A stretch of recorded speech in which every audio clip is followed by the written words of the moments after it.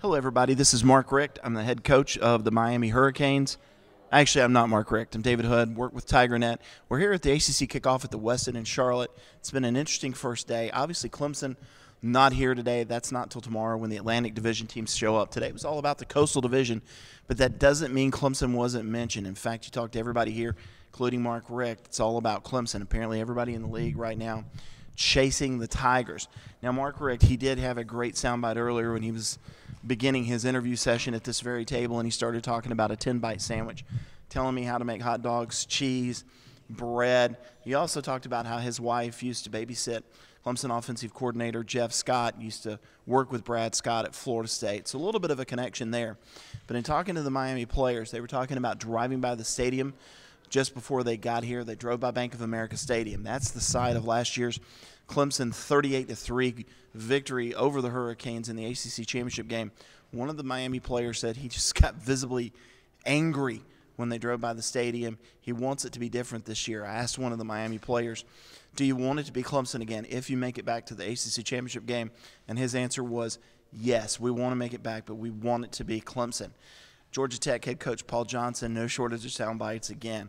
We ran a story a little bit earlier where Paul's talking about the arms race. Can't compete with Clemson monetarily, can't compete with Clemson as far as facilities, but he said there are things that Georgia Tech can do. He said they have academics that bring kids to school. Being in downtown Atlanta, that helps out a lot. But then in this very room, he talked about how he thinks Clemson isn't invincible. He thinks that they can be beaten. He keeps bringing up the point that Georgia Tech is 5-6 against Clemson. Of course, 2 of those wins came in his first 3 years, and since then he's just 2-6. So Paul Johnson definitely throwing out a little bit of shade Clemson's way.